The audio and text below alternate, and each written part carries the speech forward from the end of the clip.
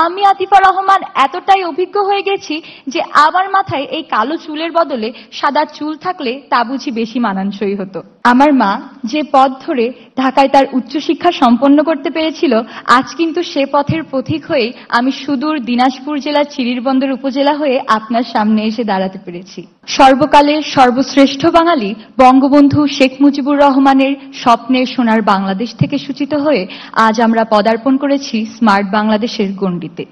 এক্ষেত্রে গণ্ডি শব্দটির যথার্থ সার্থকতা অবনিহিত রয়েছে এর বিশাল বিস্তৃতি প্রকাশের ভঙ্গিমায়, এবং এই সার্থকতার একান্ত কর্তৃত্ব হিসেবে রয়েছি আমরা, অর্থাৎ দেশের তরুণ প্রজন্ম। তাই তো এই তরুণ প্রজন্মের যথার্থ বিকাশে মাননীয় প্রধানমন্ত্রী শেখ হাসিনা বিভিন্ন উদ্যোগের পাশাপাশি গ্রহণ করেছে বঙ্গবন্ধু সৃজনশীল মেধা অন্বেষণ প্রতিযোগিতার মতো উদ্যোগ।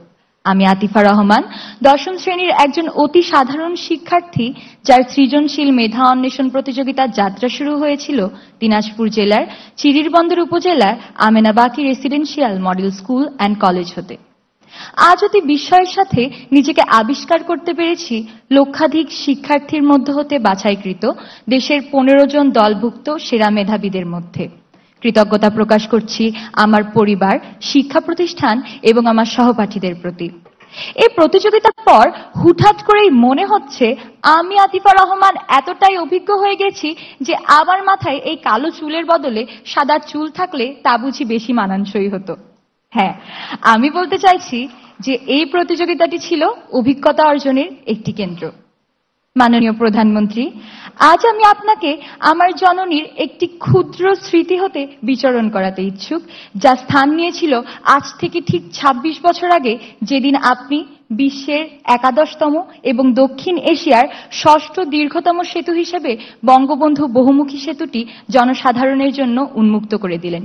মাননীয় প্রধানমন্ত্রী, আমার মা যখন কিশোরী ছিলেন তখন তিনি উত্তরবঙ্গের গাইবান্ধা হতে খুব দুর্বিষহ পথ অতিক্রম করে অনিরাপত্তার সহিত ঢাকায় উচ্চশিক্ষা গ্রহণ করতেন, কিন্তু আপনি এই আমাদের কষ্টের সুন্দর সমাপ্তি ঘোষণা করেছেন বঙ্গবন্ধু বহুমুখী সেতু জনসাধারণের জন্য উন্মুক্ত করে দিয়ে। মাননীয় প্রধানমন্ত্রী, আমার মা যে পথ ধরে ঢাকায় তার উচ্চশিক্ষা সম্পন্ন করতে পেরেছিল, আজ কিন্তু সে পথের পথিক হয়ে আমি সুদূর দিনাজপুর জেলার চিরিরবন্দর উপজেলা হয়ে আপনার সামনে এসে দাঁড়াতে পেরেছি। আজ আমার এখানে আসা মেট্রো রেল হয়ে।